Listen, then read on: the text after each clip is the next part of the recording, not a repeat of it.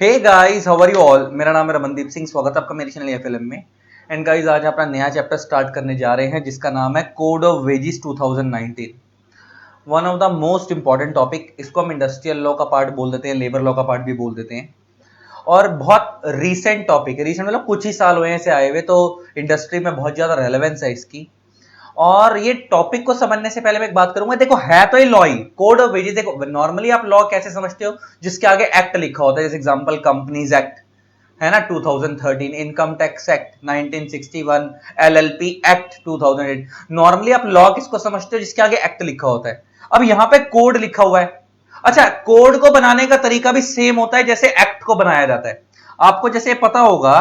अच्छा, पहले मैं कोड के बारे में बात करूं। जैसे इंडिया में भी हम कोड ऑफ वेजेस 2019 पढ़ रहे हैं। इंडिया में और भी बड़े सारे कोड है। जैसे आपने सुना होगा इंसॉल्वेंसी बैंक्रप्सी कोड 2016, आईबीसी, इसको हम आईबीसी 2016 बोलते हैं। ये भी एक कोड है इंडिया के अंदर, है ना। अभी इनकम टैक्स को लेकर एक प्रपोजल रखा जा रहा है कि इंडिया में डायरेक्ट टैक्स कोड आएगा। कब आएगा कब नहीं आएगा वो तो पता नहीं। अच्छा, इंडियन पीनल कोड है, आपने कभी नाम सुना होगा, इंडियन पीनल कोड। अच्छा, क्रिमिनल प्रोसीजर कोड। तो इंडिया में ना ऐसे बहुत सारे कोड हैं जिनके आगे एक्ट नहीं लिखा, कोड लिखा है। जिनके आगे एक्ट नहीं लिखा, क्या लिखा हुआ है? कोड। अब ये कोड क्या है और एक्ट क्या है? बनने का तरीका सेम है। जैसे कोई भी एक्ट आपको पता है कैसे बनता है। जैसे आप लोगों को मैंने बोला कंपनी एक्ट है, तो कंपनीज एक्ट 2013 है। तो ये एक्ट कैसे बना होगा? सबसे पहले ये बिल होगा। एक कोई भी एक्ट बनने से पहले क्या होता है? एक बिल होता है। बिल का मतलब होता है ड्राफ्ट लॉ।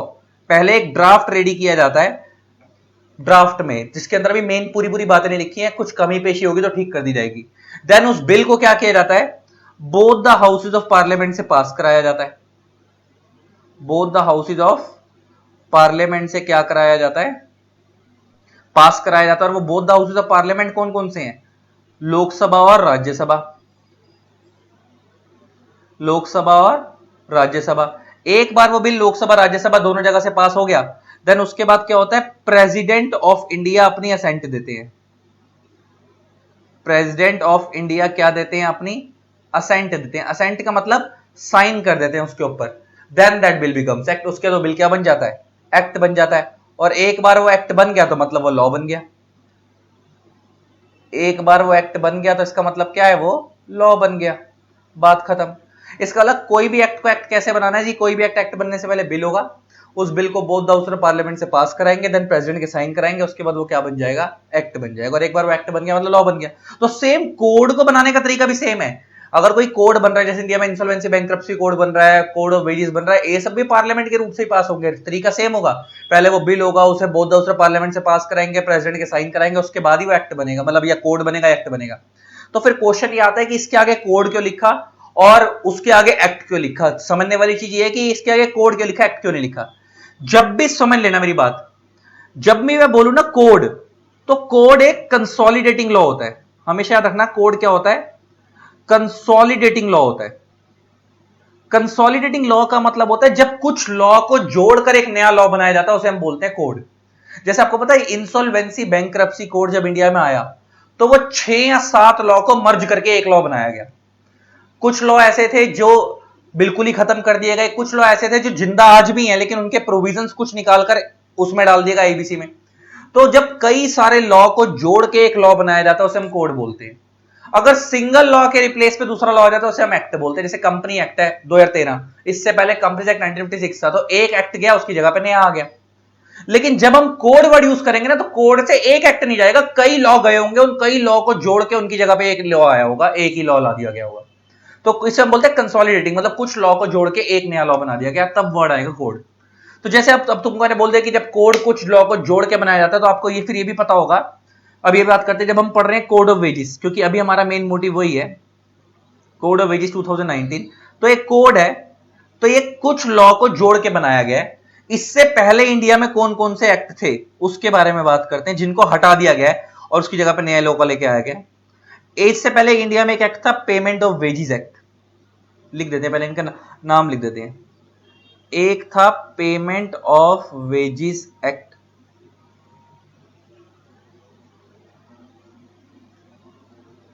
1936।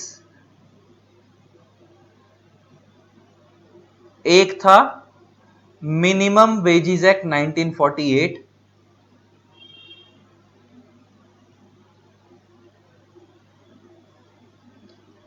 एक था payment of bonus act 1965,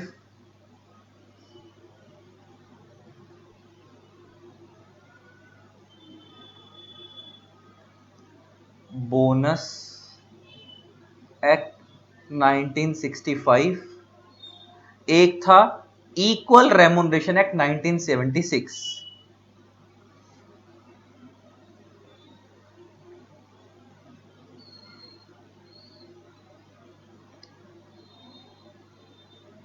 remuneration act 1976। ये चार लॉ, इंडिया में बहुत सारे लेबर लॉ हैं, उसमें से चार लॉ थे और चारों लॉ का ना ऑलमोस्ट ऑलमोस्ट पर्पस सेम था, सारे के सारे वेजिस से रिलेटेड थे। तो इन सबको हटाकर ये सारे के सारे लॉस को रिपील कर दिया गया। इन सारे लॉस को क्या कर दिया गया? रिपील कर दिया गया। रिपील का मतलब होता है अबॉलिश कर दिया गया, खत्म कर दिया गया, और इन सारों के प्रोविजंस मर्ज कर कर एक ही लॉ में डाल दिए गए, जिसका नाम क्या रखा गया? Code of wages 2019। और कुछ जो रिपीटेशंस थी, कुछ रिपीटेशंस थी, उनको रिमूव कर दिया गया। रिपीटेशंस को क्या करा गया? रिमूव करा गया। अच्छा, रिपीटेशंस कैसे? जैसे देखो, पेमेंट ऑफ वेजेस एक्ट के अंदर एम्प्लॉय का मतलब अलग था। देखो अब एक बात समझो ना, जब हम बोल रहे हैं वेजेस एक्ट, तो वेजेस किसको मिलते हैं? एम्प्लॉय को। तो एम्प्लॉय किसको मानेंगे, किसको नहीं मानेंगे, उसके लिए ना एक्ट में डेफिनेशन दी हुई थी। वेजेस एक्ट में डेफिनेशन लग दी हुई थी, पेमेंट ऑफ वेजेस एक्ट में लग दी हुई थी, बोनस एक्ट में लग दी हुई थी, हर एक्ट के अंदर एम्प्लॉय की डेफिनेशन लगती। सेम ऐसे हर एक्ट में वेजेस की डेफिनेशन भी अलग थी, किसी में कुछ कवर था, किसी में कुछ नहीं था। इन्होंने क्या करा कि जो जो चीजें इनको लगता था कि रिपीट हो रही है अननेसेसरी, और या जो चीज इनको ऐसा लगता था कि अननेसेसरी कंट्राडिक्शन कर रही है, उन सबको हटाकर एक यूनिफॉर्म लॉ बना दिया गया, जिसका नाम है code of wages. Uniform law इसलिए बोल रहा हूं क्योंकि इसके अंदर अब ना एक ही डेफिनेशन होगी। अगर इसमें बता दिया कि एम्प्लॉई है, तो इन चारों पर्पस के लिए, देखो मैं कहीं से भी ये नहीं बोल रहा, भी बताऊंगा इन चारों लॉ का पर्पस क्या था, अभी ये भी बताऊंगा। और चारों को हटाकर अब एक ही लॉ बना दिया गया, कोड ऑफ वेजेस। तो आपको अब समझ आ गया क्या मैं कह सकता हूं कि ये कंसोलिडेटिंग लॉ है। कंसोलिडेटिंग क्यों? क्योंकि इसके अंदर चार लॉ जुड़ गए। इसके अंदर कितने लॉ जुड़ गए? चार लॉ जुड़ गए। तो चार लॉ को जोड़कर एक नया लॉ बनाया गया, तो इसलिए हम इसे कंसोलिडेटिंग लॉ भी बोल सकते हैं। अब मैं तुमसे बात ये कर रहा था कि मैं तुमसे बात करता हूं कि इन चारों लॉ का पर्पस क्या था। देखो, मैं इन चारों लॉ के पर्पस के बारे में बात करता हूं, तुम्हें वैसे ही समझ आता होगा। देखो, पेमेंट ऑफ वेजेस एक्ट का पर्पस था to prevent delay in wages. इस एक्ट का पर्पस यह था कि हर एम्प्लॉय को टाइम पे सैलरी मिले। गरीब बंदा है, हर महीने वेट करता है कि जैसे मेरे को सैलरी मिलेगी तो मेरे घर के खर्चे पूरे होंगे। तो इस एक्ट का पर्पस यह था कि हर एक मजदूर को टाइमली उसकी वेजेस मिले। वेजेस का मतलब क्या होता है? दिहाड़ी मिले या मंथली मिले, या दिहाड़ी होता है बोलते हैं ना, उसको जितना वो काम कर रहा है उसकी उसकी मेहनत का पैसा मिले, उसे वेजेस बोलते हैं। तो पेमेंट ऑफ वेजेस एक्ट का मोटिव यह था कि हर एम्प्लॉय को टाइमली वेजेस मिले, डिले ना हो। और अगर डिले कंपनी करती है या फैक्ट्री करती है जहां पे वो काम कर रहा है, तो उसको उसके बदले में इंटरेस्ट मिलना चाहिए। जैसे मान लो अगर वेजेस उसके 15 दिन लेट हो गए या 20 दिन लेट हो गए, तो जितना टाइम डिले हुए हैं उसको उतने टाइम के उस सैलरी के ऊपर, उसके वेजेस के ऊपर क्या मिलना चाहिए? इंटरेस्ट मिलना चाहिए। तो इस एक्ट का ऑब्जेक्टिव ये था। मिनिमम वेजेस एक्ट का पर्पस ये था to provide minimum level of wages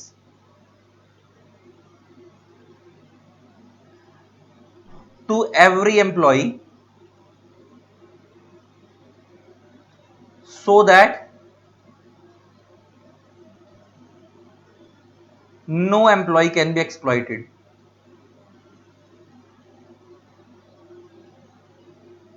अच्छा, आपको पता है क्या है, इंडिया में आपको पता है गरीबी बहुत है। इंडिया में आपको पता है गरीबी बहुत है, अनएम्प्लॉयमेंट बहुत है।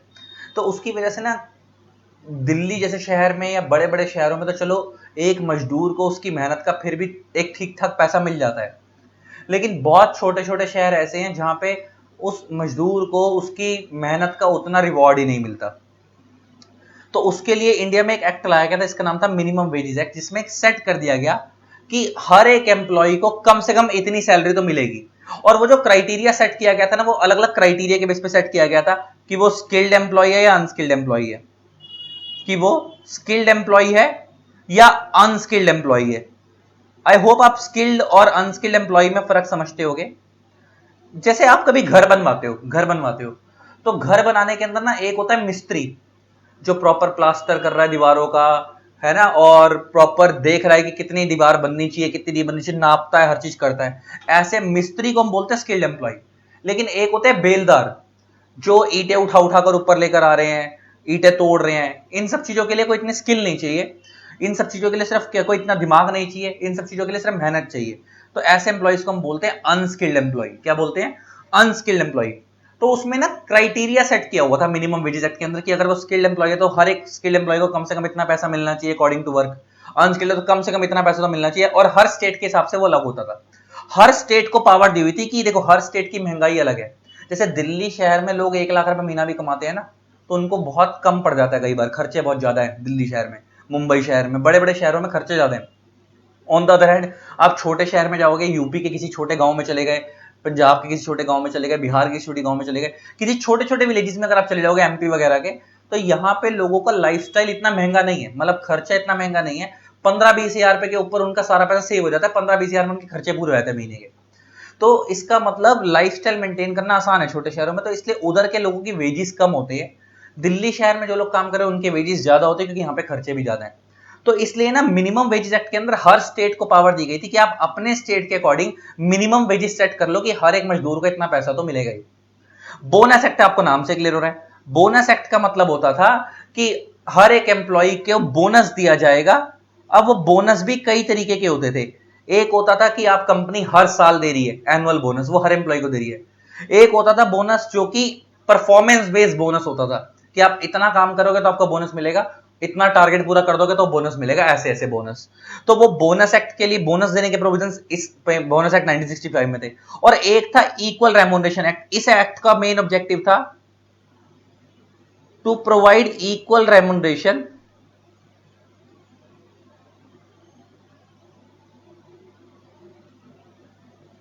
To every employee within the same category. ये लाइन बड़ी इंपॉर्टेंट है, इस लाइन को फोकस कर लेना। Within the same category of work,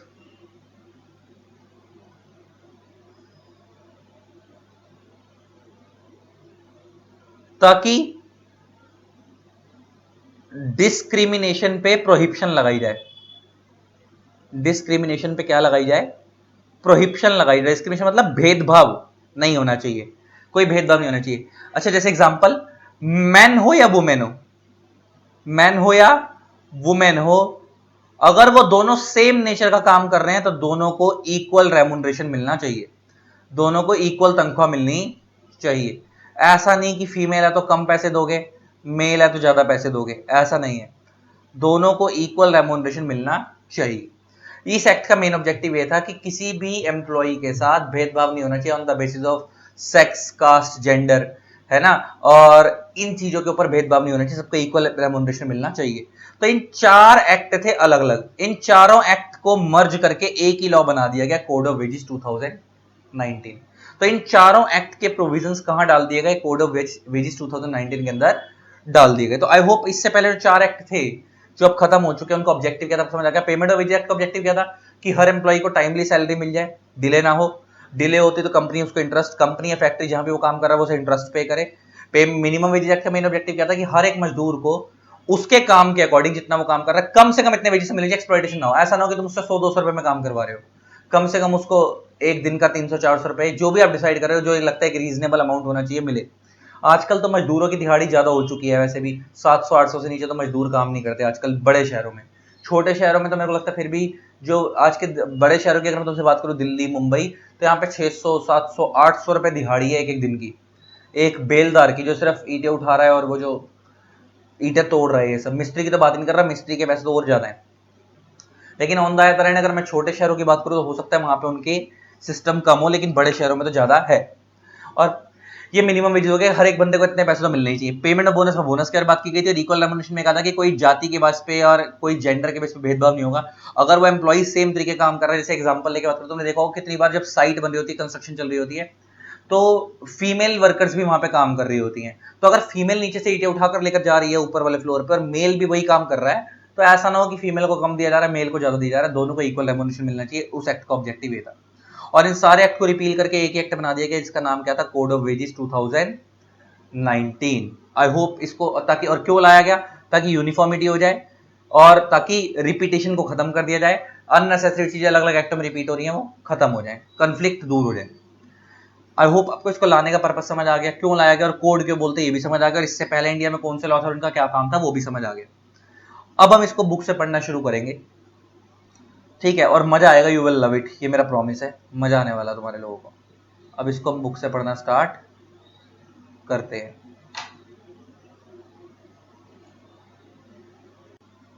तो अब पढ़ो क्या कहता है guys. Code on wages 2019 was enacted इन 2020, जिसका मतलब ये है कि ये बना 2019 में था, लेकिन इसके जो प्रोविजंस थे वो मेनली 2020 में इफेक्टिव हुए थे। Which enlist the provision leading to the payment of wages, overtime bonus, minimum wage and other provisions incidental to existing labour laws. Enlist का मतलब है विच कवर्स, इसके अंदर कौन कौन से प्रोविजंस कवर है, अब आपको पता है, पेमेंट ऑफ वेजेस के, बोनस के, इक्वल रेम्यूनरेशन के, वो सारे प्रोविजंस को कहां कवर कर दिया गया, एक ही एक्ट में कवर कर दिया गया। दिस कोड हैज सबस्यूम्ड, सबस्यूम का मतलब क्या होता है, मर्ज्ड, अपने अंदर मर्ज कर लिए कितने लॉ, 4 सेंट्रल लेबर लेजिस्लेशन, और वो 4 लॉ कौन कौन से थे जो इसी के अंदर मर्ज होकर अब एक ही लॉ बन चुका है, payment of wages act, minimum wages act 1948, payment of bonus act, equal remuneration act. In 4 law को मर्ज कर कर एक ही लॉ बना दिया गया जिसका नाम क्या था, code of wages. This has also been mentioned in section 9 of the section 69 of the code which lays down that payment of wages act, minimum wages act, payment of bonus act and the equal remuneration act are hereby repealed, repealed का मतलब है abolished, खत्म कर दिए गए, with the enactment of this code। तो इस act की इंटरप्रिटेशन वो सीधी सी भाषा में कह रहा है कि इस एक्ट के सेक्शन 69 में साथ साथ ये लिख भी दिया गया कि भाई उन 4 एक्ट के प्रोविजंस को हम अपने अंदर डाल रहे हैं कोड ऑफ वेजेस के अंदर, और जैसे ही वो कोड ऑफ वेजेस में आएंगे और ये वाला कोड इफेक्टिव होगा तो वो सारे एक्ट क्या हो जाएंगे, अबॉलिश हो जाएंगे, जो पहले से चल रहे थे वो सब क्या हो जाएंगे, अबॉलिश हो जाएंगे, रिपील हो जाएंगे। अच्छा, आगे क्या बोलता है, इस कोड का और क्या काम है, the code not only regulate the wages of workmen but also the wages of employees performing managerial और supervisory functions। अच्छा समझना पहले ध्यान से, जितने पहले वाले लॉ थे ना वो सब लोअर लेवल वर्कर्स को फोकस करते थे, अब ये वाला जो कोड है ना ये मिडिल और टॉप लेवल वर्कर्स पे भी फोकस करता है। तो अब इसका मतलब ये समझो कि जो पहले वाले जो लॉ थे ना, पहले वाले जो लॉ थे, ये 4 जो लॉ थे, ये खाली जो लोअर लेवल वर्कर्स होते हैं, आप पढ़ते थे ना एक बिजनेस स्टडीज के अंदर, top level management, middle level, lower level, ये वाले खाली लोअर लेवल मैनेजमेंट पे फोकस करते थे, लोअर लेवल मैनेजमेंट पे फोकस था इन लोगों का, प्लस कुछ सर्टेन मिडिल लेवल एम्प्लॉइज पे भी था, मिडिल लेवल एम्प्लॉइज पे भी फोकस था, लाइक कुछ मैनेजर्स वगैरह हो गए, उन पे फोकस होता था पहले वाले लॉ का। लेकिन वो कह रहा है कोड ऑफ वेजेस का फोकस तो हर एम्प्लॉय पे है, कोड ऑफ वेजेस का फोकस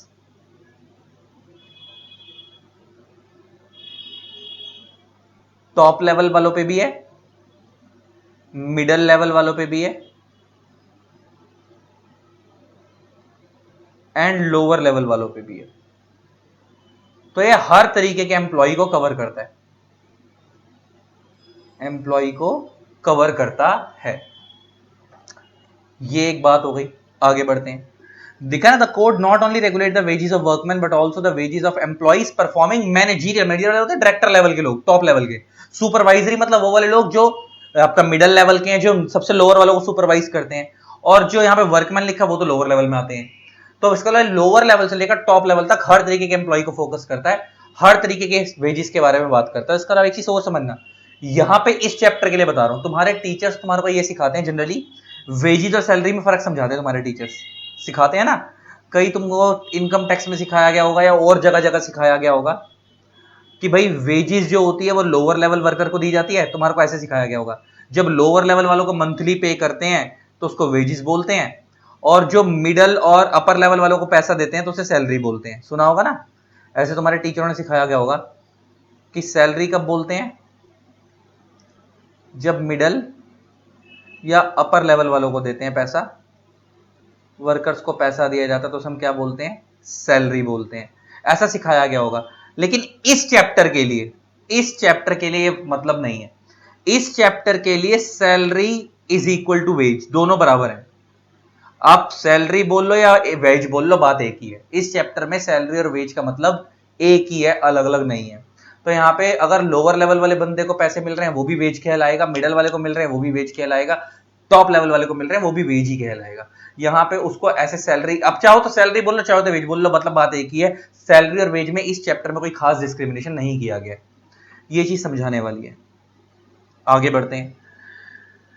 तो आगे, this code therefore brings uniformity in the definition of various terms overlapping in various species of legislation. Legislation का मतलब क्या होता है? लॉ। अच्छा, ये देखो मैंने तुम्हारे को अभी ये बात बताई ना, इस एक्ट का मेन काम क्या था? यूनिफॉर्मिटी लाना।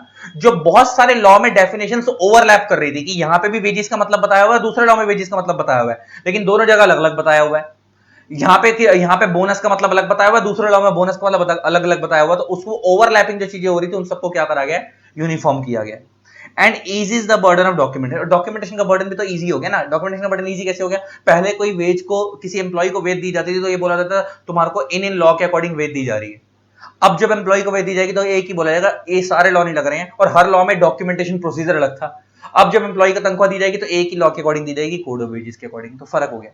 Plus, moreover, the central government under section 68 of the code lays down that in case of any difficulty, the central government shall notify the provisions not inconsistent with the provision of this code as may appear to be necessary for removing the difficulty within a period of 3 years from the commencement of this code. Actually मैं बताता हूँ ये point का मतलब क्या है। इस act के अंदर मैंने तुम्हारे को बताया ना, 4 लॉ को तो मर्ज किया ही गया है, प्लस इसके अलावा इस एक्ट के अंदर इस 4 लॉ को मर्ज करने के अलावा टॉप लेवल, मिडिल लेवल और लोअर लेवल एम्प्लॉइज को भी कवर कर दिया गया। मतलब अब बड़े लेवल के एम्प्लॉइज को भी कवर कर दिया गया। तो बड़े लेवल के एम्प्लॉइज के लिए ना और भी बहुत सारे लॉ बने हुए हैं इंडिया में। तो वो कहता है कि जैसे एग्जांपल लेके बताऊं तो फैक्ट्रीज एक्ट है इंडिया में। क्या है? तुमसे मैं बात करूं तो ये क्या हो गया? एक मिनट रुको, एक मिनट। वो पता नहीं क्या होगा, स्क्रीन पे मैंने लिखा हुआ था ना वो गायब हो गया, इसलिए मेरे को वो मर्ज करना, मतलब दोबारा खोलनी पड़ी स्क्रीन। तो मैं ये कह रहा था कि जैसे इंडिया में ना ये तो 4 लॉ तो थे वो तो मर्ज किए ही गए हैं, प्लस इसके अलावा कोड क्या होता है सब तो मैंने बता ही दिया। प्लस इसके अलावा ना एक फैक्ट्रीज एक्ट है इंडिया में, फैक्ट्रीज एक्ट। अच्छा, उस फैक्ट्रीज एक्ट का काम क्या था कि वर्कर्स की वर्किंग कंडीशन पे फोकस करता था वो। वर्किंग कंडीशन, अच्छा वो अभी भी है, खत्म नहीं हुआ है। फैक्ट्रीज एक्ट तो इंडिया में आज भी है, खत्म नहीं हुआ है। वो वर्कर्स की वर्किंग कंडीशन पे फोकस करता है, लाइक उनको वहां पे सेफ्टी है या नहीं है। मतलब जैसे आपने देखा होगा हर एक फैक्ट्री के लिए एक रूल बना हुआ है उस एक्ट के अकॉर्डिंग कि हर एक फैक्ट्री में फर्स्ट एड सिस्टम होना चाहिए कि अगर किसी एम्प्लॉय को चोट लग जाए तो हाथों हाथ उसको क्या मिले? ट्रीटमेंट मिल जाए। क्लीनलीनेस के ऊपर फोकस करता था कि भाई जिस एनवायरनमेंट में वो काम कर रहा है वो साफ सुथरा होना चाहिए। वेंटिलेशन, हवा आनी चाहिए वहां पे। बहुत सारे एम्प्लॉइज ऐसे हैं जिनको बहुत गर्मी में कुछ नहीं है, वेंटिलेशन का सिस्टम नहीं है, आसपास पसीने में मर रहे हैं, हरास किया जा रहा है अननेसेसरी, उनसे जबरदस्ती काम करवाया जा रहा है, वर्किंग कंडीशंस अच्छी नहीं है। तो इन सब चीजों को गुड करने के लिए हमारे इंडिया में फैक्ट्रीज एक्ट जो बताता है कि एक वर्कर जब मजदूरी जब वहां पे कर रहा है तो उसके लिए ये सब बहुत सारे प्रोविजंस वहां पे बात की गई है। कैंटीन होनी चाहिए वहां पे, वो कैंटीन के बारे में बात करता है कि अगर उसको भूख लग गई और वो घर से खाना नहीं लाया तो खाने पीने का सिस्टम होना चाहिए। तो ऐसे बहुत सारी चीजों के बारे में वह बात करता है।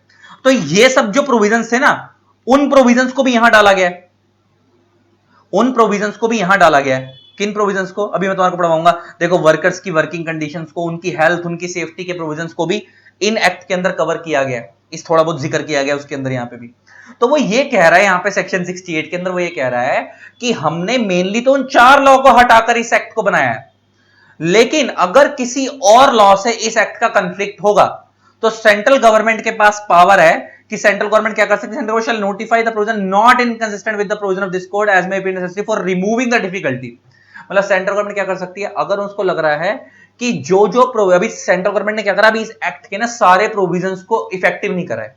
अभी सेंट्रल गवर्नमेंट ने क्या करा, अपने पास 3 साल का टाइम ले लिया था, अब तो वो 3 साल निकल चुके हैं, खैर अब तो कर दिया होगा, अब तो 3 साल निकल चुके 2019 को।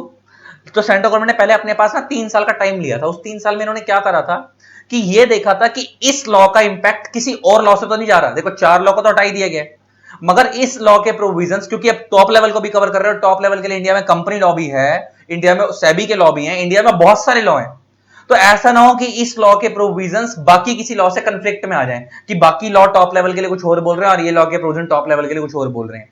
तो उसके लिए इन्होंने क्या करा, 3 साल का टाइम दिया था कि अगर उनको लग रहा था कि अगर 3 साल तक ये चेक करेंगे कि इस लॉ के प्रोविजंस बाकी किसी लॉ से इनकंसिस्टेंट तो नहीं है, अगर इनकंसिस्टेंट नहीं है तो फिर वो क्या करेंगे, उस प्रोविजंस को इफेक्टिव कर देंगे। और अगर उन्हें लगेगा कि वो प्रोविजंस इनकंसिस्टेंट है, मतलब दूसरे लॉ से अगेंस्ट जा रहे हैं, तो ऐसे केस में उन प्रोविजंस को रोक दिया जाएगा, उन्हें इफेक्टिव नहीं किया जाएगा। तो समझ आया सेक्शन 68 में सेंट्रल गवर्नमेंट को क्या पावर दी गई है। तो सेक्शन 68 के अंदर सेंट्रल गवर्नमेंट को पावर दी गई है इस एक्ट के अंदर कि भाई जब ये लॉ आया कि 3 साल का टाइम ले लो और 3 साल तक ये देखो कि भाई तुमने 4 लॉ तो मर्ज कर दिए और 4 लॉ के प्रोविजन डाल दिए, लेकिन तुमने इस एक्ट के अंदर बहुत सारे प्रोविजन ऐसे भी डाले हैं जिनका जिक्र और लॉ में भी हो रहा है, लेकिन उन लॉ को भी हटाया नहीं गया इंडिया से। तो ऐसा ना हो कि ये उन लॉ के पूरे ही अगेंस्ट चले जाए। तो उस केस में क्या करो कि आप सारे प्रोविजंस को इफेक्टिव मत करो, अभी सिर्फ वो वाले प्रोविजन इफेक्टिव करो जो उन 4 लॉ में थे, और जो आपने एक्स्ट्रा प्रोविजन डाले हैं उनको भी 3 साल तक रोको और 3 साल तक मैच करो कि इंडिया में इतने सारे लॉ जो बाकी बने हुए हैं क्या उनसे अगेंस्ट तो नहीं जा रहे, क्योंकि इंडिया में कम देखो टॉप लेवल के वर्कर्स, क्योंकि इस वाले एक्ट के अंदर टॉप लेवल वर्कर्स को भी कवर कर दिया गया, मिडिल लेवल को भी कवर कर दिया गया। पुराने वाले लॉ में मिडिल में सिर्फ कुछ कवर होते थे, टॉप तो कवर ही नहीं होते थे और सिर्फ लोअर कवर होते थे। तो अब इतने सारे वर्कर्स को कवर करा, उनके लिए इंडिया में और भी बहुत सारे लॉ है, तो उनके अगेंस्ट ना जा रहे हो प्रोविजंस, और अगर अगेंस्ट जा रहे हैं तो उन प्रोविजंस को भी इफेक्टिव मत करो, जो लॉ चल रहे हैं पहले से उन्हीं को चलने दो। तो और वो इफेक्टिव ना करो, और सिर्फ जो अगेंस्ट नहीं जा रहे हैं, इनकंसिस्टेंट नहीं है, सिर्फ उन्हीं को इफेक्टिव करो। तो उसके लिए सेंट्रल गवर्नमेंट को पावर दी गई थी इस एक्ट के सेक्शन 68 में। तो सेंट्रल गवर्नमेंट सोच समझ के इफेक्टिव करेगी, और अब तो 3 साल हो चुके हैं, तो अब तो सेंट्रल गवर्नमेंट अपने हिसाब से जिन जो उनको लगता था इफेक्टिव करने होंगे वो कर दिए होंगे, जो उनको लगता था कि अगेंस्ट जा रहे हैं उनको इफेक्टिव नहीं किया होगा। और एक चीज और याद रखना, इस चैप्टर में सेंट्रल गवर्नमेंट का मतलब है ministry of labour and employment. इस चैप्टर के अंदर सेंट्रल गवर्नमेंट का मतलब क्या है, ministry of labour and employment. हमारे इंडिया में जो लेबर मजदूरों से रिलेटेड जो मिनिस्ट्री है उसका नाम क्या है, ministry of labour and employment. ये है वो मिनिस्ट्री।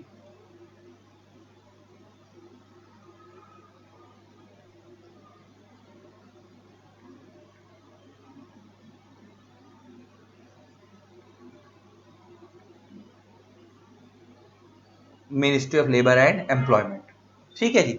ये मैंने क्यों बताई तुम्हारे को ये बात, क्योंकि जैसे कंपनी लॉ के अंदर जो मिनिस्ट्री डील करती है उसका नाम है ministry of corporate affairs. Income tax में जो एक्ट में जो मिनिस्ट्री डील करती है उसका नाम है मिनिस्ट्री ऑफ फाइनेंस। तो सेम इस एक्ट के अंदर जो मिनिस्ट्री डील कर रही है उस मिनिस्ट्री का नाम है ministry of labour and employment. तो ये इसलिए बता रहा हूं क्योंकि जैसे जगह जगह कंपनी लॉ में लिखा होता है कि भाई ये वाला रूल सेंट्रल गवर्नमेंट बनाएगी, तो वहां पे वो सेंट्रल गवर्नमेंट जो है वो कौन है, मिनिस्ट्री ऑफ कॉर्पोरेट अफेयर्स। तो वहां पे कंपनी लॉ से रिलेटेड जो भी रूल्स बनते हैं वो कौन बनाती है, मिनिस्ट्री ऑफ कॉर्पोरेट अफेयर्स बनाती है। कंपनी लॉ के प्रोविजंस को किसको इफेक्टिव करना है किसको नहीं करना वो भी कौन डिसाइड करती है, ministry of corporate affairs decide करती है। सेम इसी तरीके से इस वाले एक्ट के अंदर भी जो रिलेटेड रूल्स होंगे वो कौन बनाएगी, सेंट्रल गवर्नमेंट बनाएगी। और सेंट्रल गवर्नमेंट ने अपनी पावर किसको दे दी है, ministry of labour and employment को वो बनाएगी। और कौन से प्रोविजंस को इफेक्टिव करना है कौन से प्रोविजन को इफेक्टिव नहीं करना वो भी पावर किसके पास ही है, सेंट्रल गवर्नमेंट के पास है। और सेंट्रल गवर्नमेंट का ministry of labour and employment है, तो वही ये सब चीजें देखेगी। पर कह रहा है इंडिया में code on social security 2020, industrial relation code 2020 and occupation and the occupational safety and health and working condition code 2020 have also been enacted by the government simultaneously. These code also comprehensively laid down most provisions that use existing many stated provisions of legislation। वो कह रहा है इसके अलावा India में और भी बहुत सारे लॉ लाए गए हैं, खाली ये वाला कोड नहीं लाया गया, कोड ऑफ वेजेस। कह रहा है इंडिया में और भी कई कोड लाए गए हैं। अच्छा, ये जो कोड लाए गए हैं सोशल सिक्योरिटी और हेल्थ सेफ्टी में, होता है हेल्थ सेफ्टी के प्रोविजंस मेनली कहां दिए हुए हैं, फैक्ट्री एक्ट में, और उसके लिए अलग से कोड भी बना दिया गया, health safety and working condition code 2020। और अभी फैक्ट्री एक्ट को अबॉलिश नहीं किया गया, हो सकता है आने वाले टाइम पे कर दें, सारे प्रोविजन इसी में डाल दें। अभी वो भी चल रहा है ये भी चल रहे हैं, लेकिन अभी नए कोड भी इंडिया में इसके अलावा और भी लाए गए हैं, तो कुछ प्रोविजंस वहां पे एक्स्ट्रा भी डाले गए हैं, वो ये बता रहा है। जो पहले अलग अलग लॉ में फैले हुए थे, स्कैटर्ड प्रोविजन जो पहले अलग अलग फैले हुए थे उनको एक ही जगह पे इकट्ठा किया गया। मतलब ले देखिए समझ आ रहा है आपको कि इंडिया में ना बहुत सारे लेबर लॉ थे, बहुत सारे। तो कोशिश अब ये की जा रही है कि बहुत सारी जगह लिमिटेड लेबर लॉ कर दिए जाए, 5, 7, 10 कर दिए जाए और सारे लॉ उसी में खत्म हो जाए, सबको मर्ज मर्ज करके सिंगल सिंगल लॉ बना दिए जाए, ताकि थोड़ा सा लोगों को ईज हो जाए, काम करने में आसानी हो जाए। अच्छा एक बात बताओ, तुम्हारे को 10 चीजें बोलिए, तुम्हारे ये भी करना है ये भी करना है, इस लॉ के अकॉर्डिंग ये करना है, इस लॉ के अकॉर्डिंग ये करना, तुम सारा 10 लॉ देख देख के परेशान हो जाओगे। तुम्हारे को बोल दिया जाए कि तुम एक ही लॉ फॉलो करो और इसी के अंदर जो लिखा उसी को मानो, तो वो काम करना आसान हो जाएगा ना, तो वही करा जा रहा है। तो पहले जैसे इस लॉ को 4 लॉ को मर्ज करके एक बनाया गया, तो काम करना थोड़ा ईजी हो गया। तो कह रहा है इस एक्ट का फायदा क्या है, this code is a welcome change to the existing labour laws regime. Regime का मतलब होता है प्रोसीजर। ये लॉ एक वेलकम स्टेप है जो एग्जिस्टिंग लेबर लॉ को क्या कर रहा है, चेंज कर रहा है। It seeks to regulate wage and bonus payment in all sectors such as industry, trade, business और manufacture wherever employees are employed Through this code, the central government will get the power to regulate wages of sectors like railways, mines, oil fields, among other sectors, whereas the state government will reserve the power to make decision for all the other employments. वो कह रहा है इस act के अंदर mainly बड़े बड़े sector को सबको कवर कर दिया गया है, जैसे रेलवेज को, माइंस को, ऑयल फील्ड्स, पेट्रोलियम वगैरह को सबको कवर कर दिया। मतलब जो मजदूर यहाँ पे काम कर रहे हैं इन जगहों पे, रेलवेज वगैरह में, उन सबके ऊपर ये वाला कोड लगेगा। तो उन सबको जो वेजेस मिलेंगे इन कोड के, इस कोड के अकॉर्डिंग मिलेंगे। लेकिन कह रहा है among other sectors where among other sector मतलब क्या है कि जो कुछ सेक्टर ऐसे हैं जो सिर्फ स्टेट गवर्नमेंट के हाथ में है ना। देखो बहुत सारे सेक्टर ऐसे हैं जो मेन कंट्रोल किसके हाथ में होता है, सेंट्रल गवर्नमेंट के हाथ में। जैसे माइंस का, रेलवेज आपको पता है सेंट्रल गवर्नमेंट के कंट्रोल में। लेकिन कुछ सेक्टर ऐसे हैं जैसे वाटर हो गया, वो सिर्फ उसी स्टेट के कंट्रोल में होता है। वाटर वाला सेक्टर हो गया, फायर वाला सेक्टर हो गया, जो फायर एक्सटिंग्विश वाले आते हैं, वाटर डिपार्टमेंट वाले, जल बोर्ड वाले आते हैं, वो सब स्टेट के हाथ में है। और ये रेलवे वगैरह सब, माइंस वगैरह सब सेंट्रल के हाथ में है। तो कह रहा है ये स्टेट के ऊपर तो लगता ही है, प्लस जो केंद्र के लॉ है लिखा है ना, among other sectors whereas the central government reserve the power to make laws. तो मतलब वहां पे अच्छा उनके ऊपर भी लगेगा, लेकिन उसमें क्या होगा कि उनको ना स्टेट गवर्नमेंट को थोड़ा फ्री हैंड दे दिया जाएगा। जैसे मैं तुम्हारे नॉलेज के लिए बताता हूँ एक चीज कि जैसे मिनिमम वेजेस एक्ट है, मिनिमम वेजेस एक्ट वैसे तो सेंट्रल गवर्नमेंट का लॉ है, मतलब पूरे इंडिया पे लगता था, लेकिन उस लॉ के अंदर हर स्टेट को पावर दी गई थी कि आप अपने हिसाब से अपनी स्टेट का मिनिमम वेज डिसाइड कर सकते हो। तो सेम इसी तरीके से कोड ऑफ वेजेस लगेगा तो पूरे इंडिया पे, लेकिन इसके अंदर जो लॉ पूरे इंडिया पे यूनिफॉर्म लगने, जैसे रेलवेज वगैरह वो पूरे इंडिया के लिए कॉमन है, तो वो पूरे इंडिया में यूनिफॉर्म लगेंगे। लेकिन कुछ जगहों पे स्टेट गवर्नमेंट को फ्लेक्सिबिलिटी दे दी जाएगी कि अगर आप इस एक्ट के प्रोविजंस को अपनी स्टेट में अपने हिसाब से लगाना चाहते हो, इन चीजों को, तो आप लगा सकते हो। स्टेट गवर्नमेंट को कुछ जगहों पे फ्लेक्सिबिलिटी दी जाएगी, लिखा ना रिजर्व द पावर। तो कुछ जगहों पे स्टेट को पावर रिजर्व कर दी जाएगी कि इन चीजों पे आप अपने हिसाब से डिसाइड कर लो। जैसे अब मैंने बोला कि मिनिमम वेजेस के प्रोविजन इस एक्ट में डाल दिए गए हैं, तो मिनिमम वेजेस का कंसेप्ट तो आज भी चलेगा, लेकिन अब वो कोड ऑफ वेजेस के अकॉर्डिंग चलेगा। मगर उस वाले मैटर में पावर किसके पास होगी, स्टेट गवर्नमेंट के पास होगी। हर स्टेट अपने हिसाब से डिसाइड करेगी कि मिनिमम वेजेस क्या रखने हैं, आज भी वो अपने हिसाब से ही देखेंगे। तो बस फर्क क्या है, समझ आ गया है। तो ये कौन सा लॉ, देखो दो तरीके के लॉ होते हैं, एक होता है स्टेट का लॉ जो सिर्फ उसी स्टेट पे लग रहा है, बाकी जगह पे नहीं लग रहा है। जैसे मोटर व्हीकल्स एक्ट होता है, जो चलान काटते हैं पुलिस वाले, वो हर स्टेट का अलग तरीके से करता है ना। तो प्रॉपर्टी के लॉ है वो हर स्टेट के अपने हिसाब से होते हैं। तो और कुछ लॉ होते हैं जो पूरे इंडिया के लिए सेम होते हैं, जैसे example company act, income tax, ये पूरे इंडिया पे सेम लग रहा है, ये स्टेट के हिसाब से नहीं होते, पूरे कंट्री के हिसाब से होते हैं। तो सेम कोड ऑफ वेजेस भी स्टेट के हिसाब से नहीं है तो पूरे इंडिया के हिसाब से, पूरे इंडिया पे यूनिफॉर्मली लगेगा। सिर्फ कुछ जगहों पे जहां पे सरकार को लगता है कि यार ये वाला मैटर स्टेट ही हैंडल करे तो अच्छा है, तो इस कोड के अंदर स्टेट गवर्नमेंट को भी पावर दी गई है कि आप अपनी स्टेट के हिसाब से इन प्रोविजंस को अपने हिसाब से इंप्लीमेंट करवाओ। बाकी जो उन प्रोविजंस के अलावा जहां पे उन्हें पावर नहीं दी गई, बाकी प्रोविजंस पूरे इंडिया पे यूनिफॉर्मली लगेंगे। बात समझ आ गई थी। अब हम पढ़ने वाले हैं, अब हम पढ़ क्या रहे हैं, कोड ऑफ वेजेस। तो कोड ऑफ वेजेस का मतलब क्या है, एम्प्लॉय को वेजेस दिए जाएंगे, वेजेस दिए जाएंगे, इसमें तो सारे प्रोविजन कवर हो रहे हैं। तो टाइमली दिए जाएंगे, पेमेंट ऑफ वेज वाले प्रोविजन आ गए। इक्वल दिए जाएंगे, मतलब जेंडर के बेस पे, मेल फीमेल के बेस पे भेदभाव नहीं किया जाएगा। प्लस मिनिमम वेजेस वाला कंसेप्ट भी लगेगा कि भाई मिनिमम हर एक मजदूर को उसकी मेहनत का इतना पैसा तो मिलेगा ही। तो पहले वो जो सारी बातें अलग अलग जगह पे दी जाती थी, अब वो सब एक ही जगह पे की जाएंगी। और हर जगह वेज का जिक्र होगा, तो इस चैप्टर में हम किस चीज को वेज मानेंगे और किस चीज को वेज नहीं मानेंगे, और वेज की डेफिनेशन में क्या क्या कवर होगा, क्या क्या कवर नहीं होगा, वो तो बोलेंगे ना। तो जब हम बोल रहे हैं कि हर एम्प्लॉय को, अगर हम ये बोल रहे हैं कि भाई उस एम्प्लॉय को 20,000 रुपए महीना वेजेस मिलेंगे, तो 20 एग्जाम्पल लेके बात कर रहा हूं सिर्फ सपोज करके, तो अगर 20,000 महीना मिलेंगे तो उस वेजेस में क्या क्या कवर होगा, क्या क्या कवर नहीं होगा, हम उसके बारे में पढ़ेंगे। अब हम उसके बारे में पढ़ेंगे। जैसे एग्जाम्पल लेके बताता हूं, जैसे एग्जाम्पल लेके मान लो कि ये बोल दिया गया कि भाई ये एम्प्लॉय सिर्फ उन एम्प्लॉइज के ऊपर, ये एक्ट सिर्फ उन एम्प्लॉइज पे लगेगा जिनकी वेजेस 20,000 रुपए पर मंथ है, उनके ऊपर लगेगा, इससे ऊपर वालों पे नहीं लगेगा। मैं एग्जांपल लेके बात कर रहा हूं, ऐसा है नहीं, क्योंकि ये तो हर जगह लग रहा है ना, क्योंकि ये तो टॉप लेवल पे भी लग रहा है, टॉप लेवल की वेजेस तो बहुत ज्यादा होती है। मैं सिर्फ समझाने के लिए बात कर रहा हूं। एक मान लो ऐसा बोल दिया गया कि भाई ये वाला कोड सिर्फ उन एम्प्लॉइज पे लगेगा जिनकी तनख्वाह 20,000 रुपए महीने तक है, इससे ऊपर वालों पे नहीं लगेगा। तो उस 20,000 रुपए की तनख्वाह में क्या क्या कवर होगा, क्या क्या कवर नहीं होगा, हम उसके बारे में पढ़ेंगे कि भाई वेजेस की डेफिनेशन में क्या कवर होगा, क्या नहीं होगा। ऐसा हो सकता है कि भाई वेजेस उसको महीने के वैसे 30,000 मिल रहे हो, लेकिन कंपनी क्या कर रही हो कि भाई इतना बोल रही हो कि भाई ये वेज की फॉर्म में, बाकी सारा ये बोनस की फॉर्म में, ऐसा भी हो सकता है। तो अब हम यही समझेंगे, मतलब इसका मतलब मैं ये बताना चाह रहा हूं कि जब हम वेज की डेफिनेशन पढ़ेंगे तो उसमें वो कुछ चीजें बताएगा कि ये वेज में कवर होंगी, कुछ चीजें बताएगा कि वेज में कवर नहीं होंगी। तो जो जो चीजें वो बताएगा वेज में कवर होंगी तो वो तो ठीक है, जो चीजें वो बताएगा कि वेज में कवर नहीं है, तो इसका मतलब ये नहीं कि आप वो चीजें उन्हें दे नहीं सकते, आप दे सकते हो वो वाली चीजें भी उनको, एम्प्लॉइज को, लेकिन वो वेज का पार्ट नहीं होंगे, वो एक्स्ट्रा है, आप अपनी मर्जी से देना चाहो तो दे लो।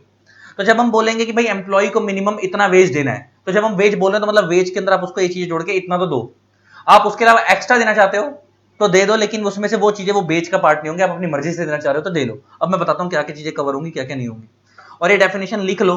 मोस्ट इंपॉर्टेंट डेफिनेशन अब मैं पढ़वाने जा रहा हूं, मोस्ट इंपॉर्टेंट, पेपर में आ सकता है कि वेजेस की डेफिनेशन बताओ as per code of wages 2019। तो ये मोस्ट इंपॉर्टेंट डेफिनेशन है, और इसका सेक्शन नंबर भी याद कर लो मेरे सजेशन में। तो सेक्शन नंबर क्या है, 2 क्लॉज वाई, 2 क्लॉज वाई में वेजेस की डेफिनेशन दी हुई है, और यहां पे लिखा है वेजेस मींस। अच्छा देखो, दो तरीके की डेफिनेशन होती है, आपको पता है। एक होती है मींस वाली डेफिनेशन, एक होती है इंक्लूड्स वाली डेफिनेशन। मींस का मतलब क्या होता है, जो लिख दिया वही फाइनल, इसके अलावा दिमाग नहीं लगाना।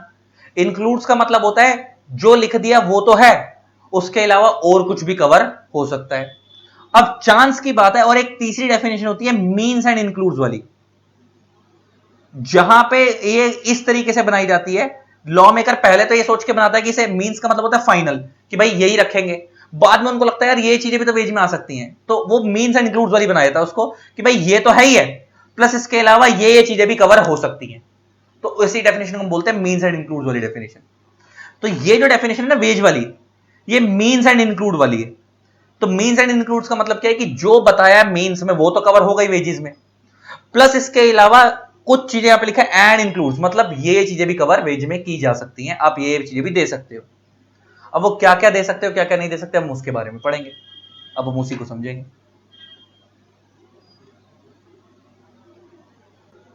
अब पढ़ना शुरू करो गाइस, क्या क्या कवर होता है रेमुन वेजेस में, क्या कहता है, ध्यान से देखो। कहता है वेजेस के अंदर क्या कवर हो रहा है, wages means all remuneration whether by way of salary, जो आप उसको मंथली सैलरी की फॉर्म में दे रहे हो। अलाउंसेस, अब तो आप टैक्स वैक्स पढ़ चुके हो, आपको पता होगा dearness allowance, house rent allowance, बहुत सारी चीजें होती है ना, तो अब उसमें से कौन कौन से अलाउंसेस कवर होंगे, कौन से नहीं भी हम देखेंगे। और अदरवाइज, अच्छा अदरवाइज का मतलब क्या है, इन काइंड, आपने कैश में पैसा नहीं दिया, आपने उसको कुछ सामान दे दिया, या ऐसा हो सकता है कि आपने कुछ पैसा कैश में दे दिया, कुछ पैसा सामान में दे दिया। एग्जांपल, आप पतंजलि की स्टोर पे काम कर रहे हो, अब आपकी मान लो 15,000 रुपए महीना तनख्वाह है, तो आपको उन्होंने मान लो 10,000 रुपए कैश दे दिए, 5,000 रुपए का बोला कि आप हमारी दुकान से ही, पतंजलि स्टोर से ही राशन ले लो, आपको कंसेशनल रेट पे दे देंगे। एग्जाम्पल, आटा ले लो, राइस ले लो, तेल ले लो, मस्टर्ड ऑयल ले लो, देसी घी ले लो, पेस्ट सोप सब मिला मिलू के 5,000 रुपए का आप कंसेशन रेट पे क्या ले लो, सामान ले लो। तो अदरवाइज, तो आपको कैश में नहीं दिया, अदरवाइज फॉर्म में पैसा दिया, काइंड में दिया, लेकिन वो पैसा मनी की फॉर्म में एक्सप्रेस तो हो सकता है ना, यहाँ क्योंकि लाइन लिखी आगे, या तो आपको मनी की फॉर्म में चीज दी लिखा which is express in terms of money और capable of being express. Capable being express मतलब या तो मनी की फॉर्म में है, या वो ऐसा पैसा है जो मनी में है नहीं, लेकिन मनी की फॉर्म में उसकी वैल्यू लगाई जा सकती है, उसे हम बोलते हैं capable of being so express, कि मनी की फॉर्म में उसकी वैल्यू लगाई जा सकती है। देखो आपको 15,000 रुपए सैलरी दी है, तो 15 की आपकी तनख्वाह, 10,000 रुपए को कैश में दे दिया, वो तो सीधा मनी की फॉर्म में ही हो गया। जो एक्स्ट्रा 5,000 रुपए का जो सामान आपको दिया, क्या वो कैपेबल ऑफ बीइंग एक्सप्रेस है, क्या वो मनी की फॉर्म में एक्सप्रेस किया जा सकता है, यस, उसकी वैल्यू लगवाई जा सकती है। तो कह रहा वो भी आपका किस में कवर होगा, वेजेस की डेफिनेशन में वो वाला पैसा भी कवर होगा। तो आप ये नहीं बोलोगे, वरना ऐसे तो कंपनियां गड़बड़ी करनी शुरू कर देंगी, है ना, कि भाई हम बोल रहे हैं जी ये वाला, हम बोलते हैं कि भाई जिस एम्प्लॉय की तनख्वाह 20 से आ रही है उनके ऊपर लगेगा, तो आप क्या कर रहे हो जी, उसको तनख्वाह ही क्या बोल रहे हो। हम ऐसा एग्जांपल लेके बोल रहे हैं, अगर हम ऐसा बोल देंगे भाई ये एम्प्लॉय है उन पे लगेगा जिन एम्प्लॉइज की तनख्वाह 20,000 है उससे ज्यादा है, 20,000 से कम वालों पे नहीं लगेगा, मैं एग्जांपल लेके बोल रहा हूं, अगर ऐसा हो जाए तो फिर कंपनियां पता क्या करना शुरू करेंगी, फैक्ट्रीज क्या करना शुरू करेंगी, एम्प्लॉइज को बोलेंगे एक काम कर, तू 19,000 रुपए की तनख्वाह ले और देख 2,000 रुपए का ना तू सामान ले ले कोई और, है ना। तो इससे क्या होगा कि वो ये दिखा रही है कि हम कैश में तो खाली 19,000 ही दे रहे हैं, तो आपके ऊपर तो कोड ऑफ वेजेस लगना ही नहीं चाहिए। तो लॉ कहता है ऐसा होने ही नहीं देंगे। लॉ क्या कहता है, अगर आप कैश के अलावा कुछ चीजें सामान की फॉर्म में दे रहे हो मगर उनकी मनी में वैल्यू लगाई जा सकती है, तो वो भी वेजेस का पार्ट माना जाएगा। तो अगर मान लो आप उसको तनख्वाह उसकी 24,000 रुपए, आप उसे बोल रहे हो 19 का सामान ले ले, कैश ले ले, और 5,000 रुपए का कोई सामान ले ले, और आप लॉ मेकर को ये बोल रहे हो कि भाई तुमने तो ये बोला था कि ये लॉ तब लगेगा जब आप उसको 20,000 उससे ज्यादा की तनख्वाह दे रहे हो, और हम तो देखो उसको 19,000 की तनख्वाह दे रहे हैं, 5,000 का तुम उसे सामान दे रहे हैं, तो लॉ कहता है वो 5,000 का सामान मनी की फॉर्म में तो वैल्यू लगवाई जा सकती है, तो आप टोटल उसे 24,000 दे रहे हो, तो आपके ऊपर एक कोड ऑफ वेजेस लगेगा, आपको फॉलो करना पड़ेगा, आपकी कंपनी को, आपकी फैक्ट्री को लॉ फॉलो करना पड़ेगा। तो ले देखिए वेजेस की डेफिनेशन में इन सब चीजों को इसलिए कवर करा गया है, अभी वो लिमिट किन पे लगेगा किन पे नहीं लगेगा वो तो बात की बात है। अभी तो हम ये मान के चल रहे हैं कि हर तरीके के एम्प्लॉय पे लगेगा, लोअर लेवल से लेकर अपर लेवल तक। एज सच कोई वेज की लिमिट अभी एग्जांपल लेके बात करूं अभी कोई नहीं है, होगी तो आगे जाके बात करेंगे, अभी के लिए कोई नहीं है। अभी ये मान के चलो, अभी के लिए मैं मान के चलेंगे हर तरीके के एम्प्लॉय पे लगेगा, छोटे लेवल का हो बड़े लेवल का हो। और उसमें जब उसको तनख्वाह दी जाएगी तो उसमें कैश की फॉर्म में दिया जाए या काइंड की फॉर्म में दिया जाए, वो सब कुछ उसकी वेजेस का पार्ट माना जाएगा। If the terms of employment express और इंप्लाइड, अगर उसको बोल के कहा गया हम देंगे, be payable to a person employed in respect of his employment और of work done in such employ. देखिए दो बातें हैं, एक है हिज एम्प्लॉयमेंट कि आप उसकी नौकरी में काम कर रहे हो, और of work done in such employment, दोनों में फर्क है।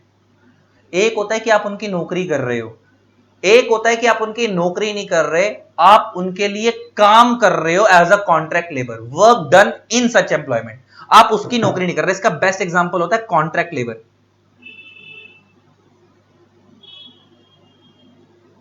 उनके ऊपर भी एक्ट लगेगा। मैं समझाता हूं इसका मतलब क्या, तुम समझना। जैसे दिल्ली मेट्रो है ना, दिल्ली मेट्रो, दिल्ली मेट्रो में दो तरीके के एम्प्लॉइज हैं। एक है उनके एम्प्लॉय, परमानेंट एम्प्लॉय, और एक है कॉन्ट्रैक्ट लेबर। ऐसे दिल्ली के गवर्नमेंट स्कूल्स में भी ऐसा होता है, हर जगह होता है।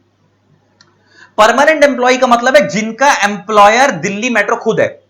मतलब अगर वो परमानेंट एम्प्लॉय है तो एम्प्लॉयर कौन हो गया? दिल्ली मेट्रो, तनख्वाह उनको वो देगा। और एम्प्लॉय कौन हो गया? वो एम्प्लॉय परमानेंट एम्प्लॉय हो गया, एम्प्लॉय सीधा यही हो गया।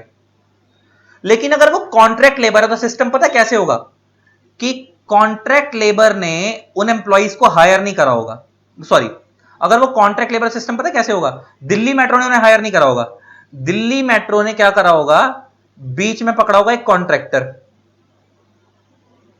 दिल्ली मेट्रो ने बीच में क्या पकड़ा होगा? एक कॉन्ट्रैक्टर पकड़ा होगा, उसकी डीलिंग उससे होगी। एक बीच में होगा कॉन्ट्रैक्टर, और इस कॉन्ट्रैक्टर को बोला होगा कि भाई हमारे को 100 एम्प्लॉय चाहिए, 200 एम्प्लॉय चाहिए, तू हमारे को ला कर दे। तो दिल्ली मेट्रो पेमेंट देगी इसको, कॉन्ट्रैक्टर को, और ये आगे उन कॉन्ट्रैक्ट लेबर्स को हायर करेगा, और ये कॉन्ट्रैक्टर आगे सैलरी पे करेगा किसको? कॉन्ट्रैक्ट लेबर्स को।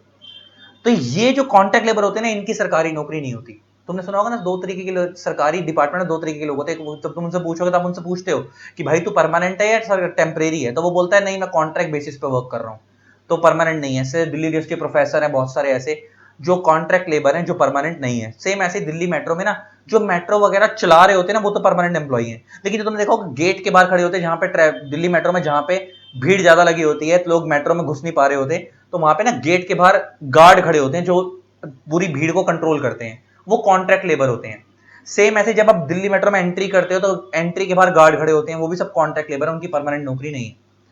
तो ये वो वाले लोग हो गए जो work done in such employment है। ये उधर के एम्प्लॉय नहीं है, ये दिल्ली मेट्रो के मेन एम्प्लॉय नहीं है, ये एम्प्लॉय तो किसके हैं? उस कॉन्ट्रैक्टर के, लेकिन दिल्ली मेट्रो के लिए काम कर रहे हैं, work done in such employment. और इन एम्प्लॉयमेंट वाला केस तो वो हो गया जो उन्हीं के लिए, जो दिल्ली मेट्रो के ही एम्प्लॉय हैं। तो कह रहा है दोनों तरीके के लोग, जो मेन उस कंपनी के लिए नौकरी कर रहे हैं, मतलब जो उस कंपनी के ही एम्प्लॉय हैं वो, और वो जो उस कंपनी के एम्प्लॉय नहीं, जो उस कंपनी के लिए काम कर रहे हैं, जैसे दिल्ली मेट्रो वाले लोग हैं, तो वो भी, उनके ऊपर भी लॉ लगेगा। तो कोड ऑफ वेजेस उनको भी उसके अकॉर्डिंग बेनिफिट मिलेगा और उनको भी उसके अकॉर्डिंग बेनिफिट मिलेगा। तो ले दे के दोनों के ऊपर ही लॉ लगेगा, ये बता रहा है वो। आगे बढ़ो। अब वो कह रहा है कि इस वेजेस में क्या क्या कवर होगा, अब उसके बारे में बात कर रहा है। वेजेस में क्या क्या कवर होगा, अब उसके बारे में बात कर रहा है, देखते हैं। इंक्लूड्स एंड इंक्लूड्स आ रहा है। पहले तो ऊपर वाले पैराग्राफ में सिर्फ इतना ही था कि आप उसको सैलरी दो, अलाउंसेस दो, या काइंड की फॉर्म में कुछ भी दो, वो सब उसका पार्ट है, उसके वेजेस का पार्ट है। और क्या क्या कवर होगा वेजेस में? एक होता है बेसिक पे। सुना होगा ना, आप इनकम टैक्स पढ़ चुके तुम। हम बोलते हैं भाई एम्प्लॉय को तेरी बेसिक पे, मतलब कम से कम तेरे को इतनी तनख्वाह मिलेगी, वो गई 12,000।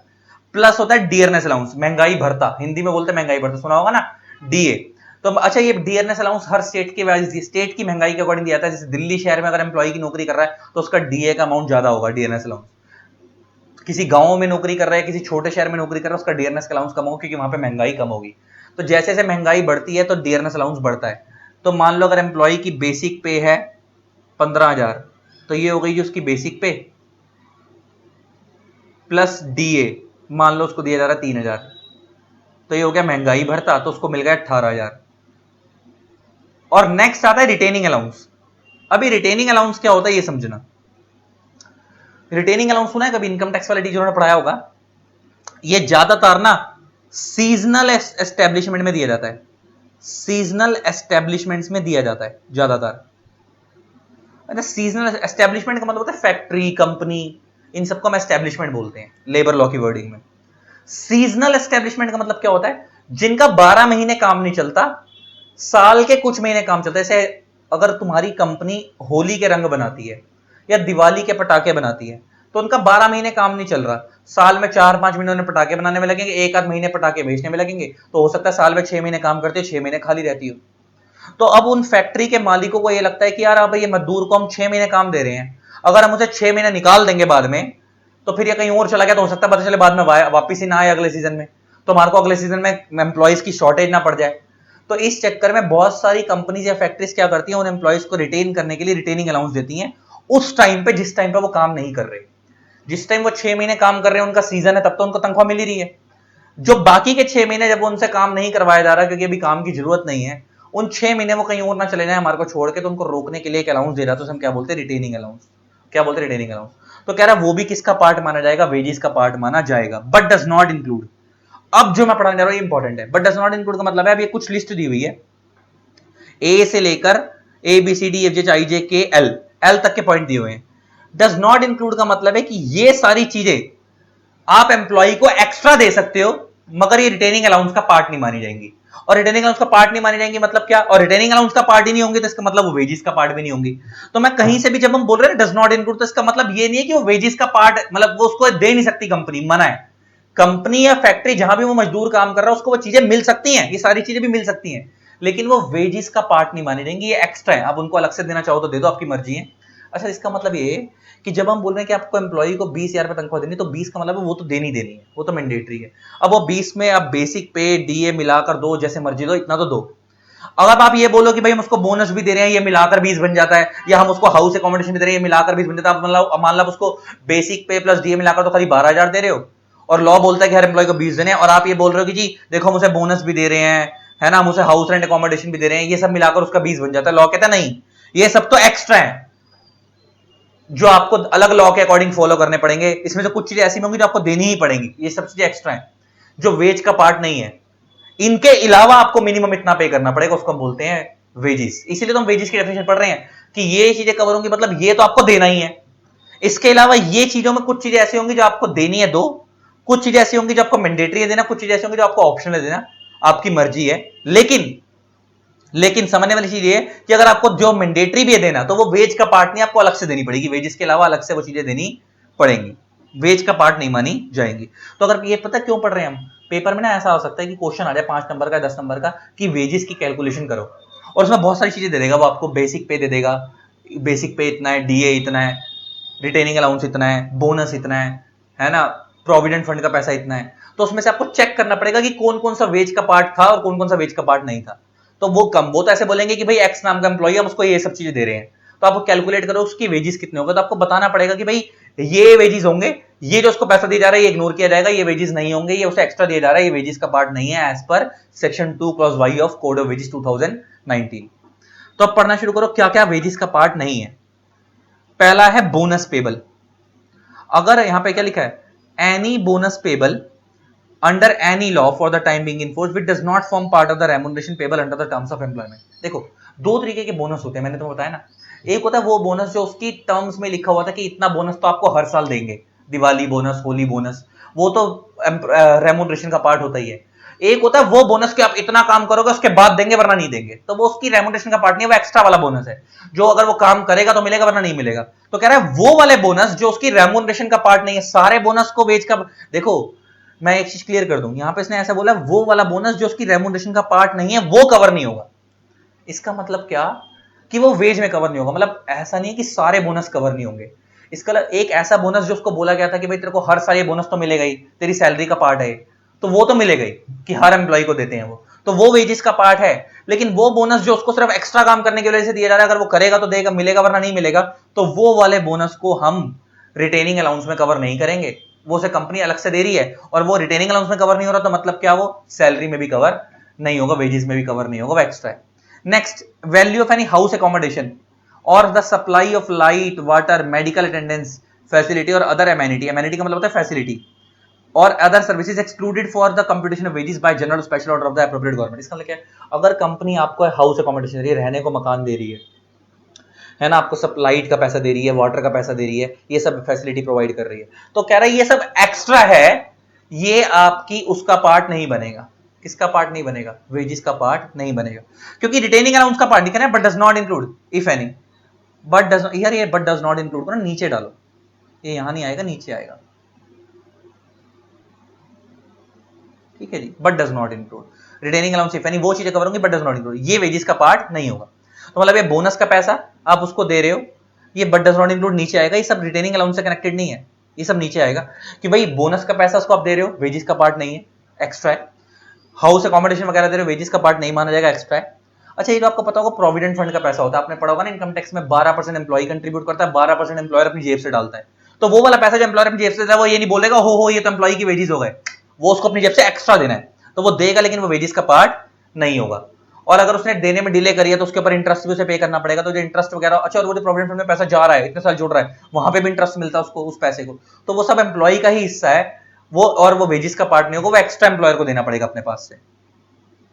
नेक्स्ट, एनी कन्वेंस अलाउंस और अदर एनी ट्रैवलिंग। अच्छा, तो आपकी जॉब इस नेचर की है कि आपको अलग अलग स्टेट में भेजा जाता है, मतलब बहुत सारे लोगों की जॉब सेल्स मार्केटिंग की होती है, आपको इस स्टेट में भेजा जा रहा है, दूसरे स्टेट में भेजा जा रहा है, तो उसके लिए बॉस आपको अलग से ट्रैवलिंग अलाउंस देता है कि भाई ये ले इतनी स्टेट, इस स्टेट में जाएगा तो इतना खर्चा आएगा वगैरह वगैरह, तो वो सब कंपनी जो आपको दे रही है, तो दे रही है, अच्छी बात है, लेकिन वो वेज का पार्ट नहीं होगा, वो एक्स्ट्रा है जो आपको दिया जा रहा है। Next, any sum paid to the employed person defray, defray का मतलब होता है बियर करना। अच्छा, कई बार ऐसा होता है स्पेशल एक्सपेंसेस, स्पेशल एक्सपेंसेस क्या है? Entailed on him by the nature of his employment. मान लो कोई एम्प्लॉय नौकरी कर रहा है, आपका बॉस आपको बोलता है कि भाई एक काम करियो, देख ये तेरे को इतना पैसा मैं दे रहा हूं, इसके अलावा भाई एक बंदा जाता है एक स्टेट में तो दुनिया जान के 10 खर्चे होते हैं, कई बार बॉस बोल देता है कि अगर हमारे मतलब को कोई बिजनेस के मतलब की कोई फायदे की चीज लग रही हो तो वो भी खरीदता लाइयो, तो अगर बिजनेस के फायदे की चीज लग रही है वो भी खरीदता आइयो, तुम्हारे को बॉस ने ऐसा बोला है और आप वो खरीद कर लेकर आ रहे हो, तो इसका मतलब वो आप, और बॉस ने बोला कि अपनी जेब से खर्चा कराइयो, जब वापस आएगा तो मेरे से ले लियो। ऐसा होता है ना, कई बार आपको कोई बंदा काम से भेजता है, आप अपने काम के लिए जा रहे हो, तो आपको बंदा बोलता है या मम्मी बोल देती है, कई बार एक काम करता है, आपको मान लो आपके महीने की पॉकेट मनी 5,000 है, मम्मी बोलती है एक काम कर, अगर बाहर जा रहा है तो एक देखियो कि ये चीज मिल जाए तो ठीक है, तो ये भी लेता आइयो, आएगा तो घर आके मेरे से पैसे ले लियो। तो वही वाली बात है कि आपको बॉस ने बोला कि भाई ये वाला काम करता आइयो, अगर वहां पे सामान मिल जाए, ये काम की चीज है तो लेता आइयो, अपनी जेब से पैसा खर्च दियो, जब वापस आएगा तो मेरे से पैसा ले लियो। तो इसे हम बोलते हैं डिफरेंट स्पेशल एक्सपेंसेस, जो उसने आपके भी आप पे करे वापस आकर क्लेम ले रहा है। तो अगर कंपनी आपको ऐसा दे रही है तो वो वाला पैसा भी क्या है, उसका पार्ट नहीं है, वेजेस का पार्ट, ये एक्स्ट्रा है, आपको कंपनी दे रही है तो एक्स्ट्रा वेजेस में कवर नहीं होगा। हाउस रेंट अलाउंस, अब आपको हाउस रेंट अलाउंस और हाउस रेंट अकोमोडेशन फर्क पता है? हाउस अकोमोडेशन वो जनरली अपना मकान प्रोवाइड कर देते हैं आपको कि ये लो हमारा एक घर है, सस्ते रेटों पे ले लो किराए पे, और हाउस रेंट अलाउंस में आपको वो अपना मकान नहीं देते, आपको पैसा देते हैं, आप किसी और का मकान जाकर ले लो, हर महीने पैसा दिया जाता है। तो हाउस रेंट अलाउंस अगर आपको ऐसा पैसा दिया जा रहा है तो वो भी आपका इसका पार्ट, वेजेस का पार्ट नहीं है, एक्स्ट्रा है। Next, remuneration payable under any award, और देखो अवार्ड का मतलब होता है ऑर्डर, जैसे कोर्ट वगैरह ऑर्डर पास करते हैं ना, उसे हम अवार्ड बोल देते हैं। जैसे देखो जो मेन कोर्ट होता है ना, डिस्ट्रिक्ट कोर्ट, हाई कोर्ट, इन ये जब ऑर्डर पास करते हैं ऑर्डर बोलते हैं। जो लोअर लेवल के कोर्ट होते हैं ना, लेबर कोर्ट वगैरह, ये जो ऑर्डर पास करते हैं हम अवार्ड बोलते हैं। तो कह रहा है मान लो अगर दो पार्टीज के बीच, मान लो एम्प्लॉयर एम्प्लॉय के बीच में कोई डिस्प्यूट हो गया था किसी भी चीज को लेकर, और एम्प्लॉय ने कुछ पैसा लेना था एम्प्लॉयर से, और वो कोर्ट से डिस्प्यूट सेटल होकर आया है कि भाई एम्प्लॉय को एम्प्लॉयर को इतना पैसा देना पड़ेगा, तो वो जो सेटलमेंट के थ्रू जो उसको पैसा मिल रहा है, कोई भी पैसा जो उसको सेटलमेंट के थ्रू मिल रहा है, जो एम्प्लॉयर ने उसका पहले से मार रखा था, वो पैसा, जो रेम्युनरेशन उसको मिल रहा है, वो वेजेस का पार्ट नहीं होगा, वो एक्स्ट्रा है। ओवर टाइम अलाउंस, मान लो 8 घंटे की नौकरी, एम्प्लॉय 10 घंटे काम कर रहा है, 12 घंटे काम कर रहा है, तो जो 3-4 घंटे एक्स्ट्रा काम कर रहा है उसका जो पैसा मिल रहा है वो उसका वेजेस का पार्ट नहीं होगा, वो एक्स्ट्रा है। Any commission payable to the employee, अच्छा मान लो तुम्हारा एम्प्लॉयर बोलता है देखो 50,000 पे सैलरी तुम्हें फिक्स है, प्लस तुम्हारे पास और कस्टमर लेके आओ, हर कस्टमर पे तुम्हारे को 5% कमीशन लग दूंगा सेल्स की। तो तुम्हारे को बताऊं बहुत सारे इंडिया में टीचिंग वेंचर हैं ऐसे, जो टीचरों को साला आजकल उन्होंने धंधा वाला बना रखा है। क्या बोल रखा है, टीचर को बोल रखा है भाई देखो 1 लाख रुपए महीना तनख्वाह देंगे, प्लस तू जितने बच्चे खींच के लाएगा पर बच्चा कमीशन अलग देंगे। तो वो टीचर क्या कर रहा है, सैलरी के अलावा अलग से भी पैसा ले रहा है कमीशन बेस पे, तो उसे हम बोलते हैं कमीशन बेस। तो अगर ऐसा आप दे रहे हो उसको तो वो वेजेस का पार्ट नहीं है, वो एक्स्ट्रा है। Next, any gratuity payable, gratuity समझाता है बख्शीश, जैसे आप होटल में जाते हो तो एम्प्लॉय को टिप देते हो ना, मतलब जो वेटर होता है वहां पे जो आपको खाना सर्व कर रहा है उसे टिप देते हो, टिप। सेम ऐसे ही अगर कोई एम्प्लॉय, अगर जिंदगी में उसने 30-40 साल आपकी कंपनी को दे दिए तो कंपनी उसको वहां से कंपनी छोड़ने के बाद एक टिप देती है, उसे हम बोलते हैं ग्रेचुटी। तो वो पैसा भी जो दिया जा रहा है उसे, वो ग्रेचुटी का पैसा किसका पार्ट नहीं है, वेजेस का पार्ट नहीं है, एक्स्ट्रा है। एनी रिट्रेंचमेंट का, रिट्रेंचमेंट का मतलब होता है बर्खास्त कर देना, किसी एम्प्लॉय को आपने नौकरी से निकाल दिया, मगर उसने इतने साल जो आपके यहाँ काम करा उसको उसके पैसे दे रहे हो, तो उसे बोलते हैं रिटेंचमेंट कंपनसेशन। या रिटायरमेंट बेनिफिट, को एम्प्लॉय रिटायर होगा उसको वो पेंशन वगैरह मिल रही है। या एनी एक्स ग्रेटिया, ये एक्स ग्राशिया बोलते हैं इसको, और कुछ लोग इसे एक्स ग्रेटिया बोलते हैं। एक्स ग्रेटिया का मतलब होता है वॉलंटरी पेमेंट। अच्छा, एम्प्लॉय ने आपके पास काम करा और एम्प्लॉयर को एम्प्लॉय बहुत अच्छा लगता था, बहुत अच्छा लगता था, तो उसने अपने मन से दिल से कुछ एक्स्ट्रा पैसा दे दिया उसको कि भाई ये तेरे ग्रेजुएटी का पैसा है, प्लस ये पैसा तेरे को अलग से दे रहा हूं, ये भी ले जा मेरी तरफ से 15-20 हजार रुपए या 50 हजार रुपए, लाख रुपए और ले जा मेरी तरफ से, क्योंकि तूने मेरे लिए बहुत ईमानदारी से काम करा है, तेरे को कुछ पैसा और दे रहा हूं। बोलते हैं एक्स ग्रेटिया, तो वो भी वेजेस का पार्ट नहीं है, वो एक्स्ट्रा है। और payment made to him on the termination of employment. अच्छा भाई, तो वही वाला, ये ऊपर से वैसे कवर हो। टर्मिनेशन वाला कहता है नौकरी खत्म होने पे जो उसका पैसा बनता है पूरा कैलकुलेट। देखो, जब कोई एम्प्लॉय नौकरी खत्म करता है उसका पीएफ का पैसा कटा होगा, उसका पेंशन का पैसा कटा होगा, बहुत सारे पैसे कट के उसको आखिरी में उसको मिलते हैं, तो वो सब पैसा जो उसको खत्म होने के बाद मिल रहा है, वो सब भी पैसा मिल रहा है, लेकिन वो वेजेस का पार्ट नहीं है। तो ये वो सारे पॉइंट थे ए से लेकर एल तक के, कि ये सब आपको मिल रहे हैं लेकिन ये वेजेस का पार्ट नहीं है, ये एक्स्ट्रा है।